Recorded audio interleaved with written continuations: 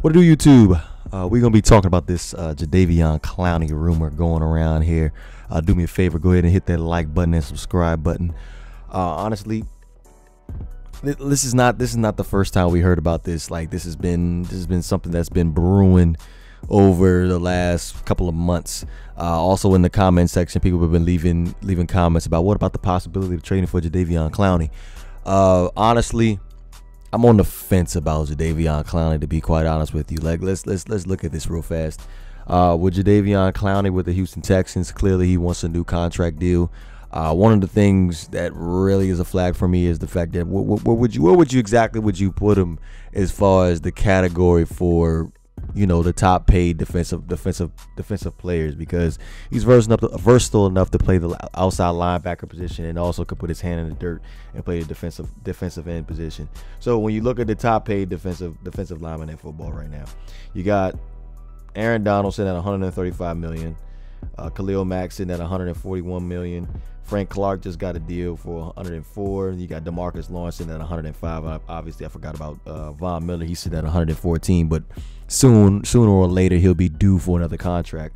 So when I took the time to look at this, I will probably say that I will put Jadeveon Clowney in that class with Frank Clark and DeMarcus Lawrence. I wouldn't put him in that category with Khalil Mack, Von Miller, and Aaron Donald just yet. He hasn't proven enough to me for him to actually be there. When I look at Jadeveon Clowney numbers, 2015 had 4.5 sacks, 2016 6 sacks, 2017 9.5 sacks, and 2018 9 sacks. Now, when one thing that I do not understand with Jadeveon Clowney, y'all want to call it petty all you want, but when you have one of the best defensive players in NFL history on the other side of you and J.J. Watt, I just don't see why he hasn't had a 10-sack season yet. I feel like when you hit that 10-sack mark on an NFL season, you're elite to me. That's just how I feel. I feel like if you get 10 sacks in a season, you're elite. Now let's look at DeMarcus Lawrence real fast. DeMarcus Lawrence had 8 sacks in 2015. In 2016, he had 1 sack.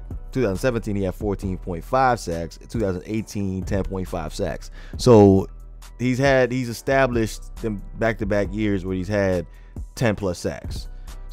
Frank Clark too as well.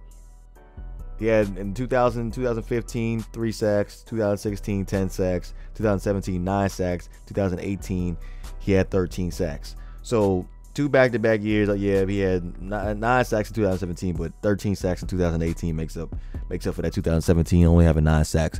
So I will put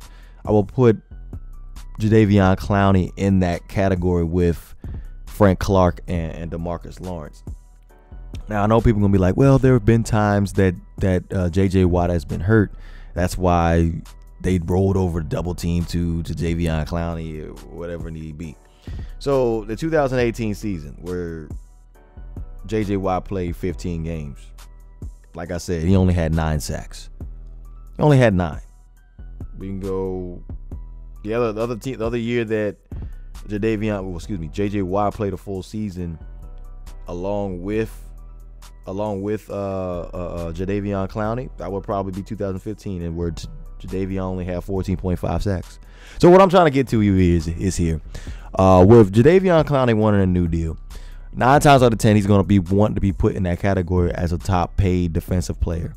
Now, if we decided that we wanted to make the trade for Jadeveon Clowney, obviously we was going to have to be some draft pick compensation going along with that, and also, of course, we're going to have to pay him. You're going to have to give him that big contract. Now, there are those who feel like the Miami Dolphins are on the right track about handing out. We're on the right track as far as not making a big contract move on players. Now, we look at the Miami Dolphins' current players on the roster, defensive players on the roster. Last week, we ended up signing Robert Nkemdiche, but as far as pure pass rusher, we're sitting on Charles Harris, Charles Harris, Tank Carradine, and you have Nate Orchard. From what I saw from Nate Orchard, Tank Carradine, I like what I seen, but I didn't see any type of pressure from Charles Harris in that Atlanta Falcons game. Maybe I'm just not looking well, but I did not see any pressure that Charles Harris was able to put on the Atlanta Falcons quarterback. So I would think that would be a concern, considering the fact that Charles Harris, he's a former first round pick for us.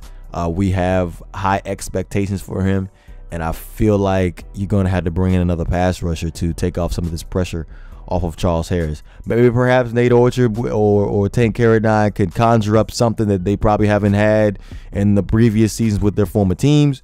But for what I'm looking at right now, this goes back to my Xavier Howard signing.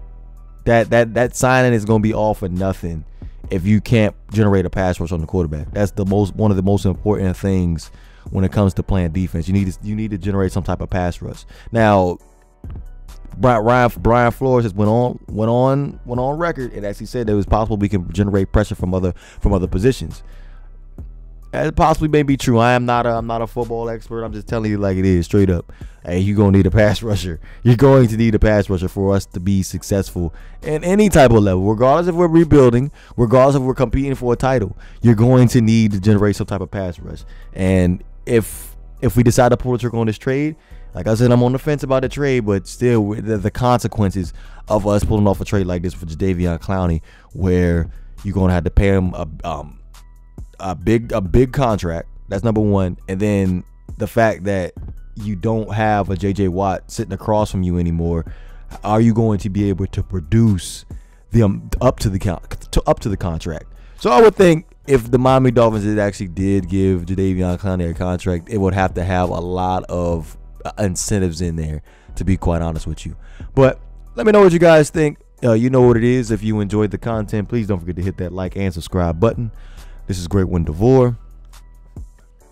I'm up out of here.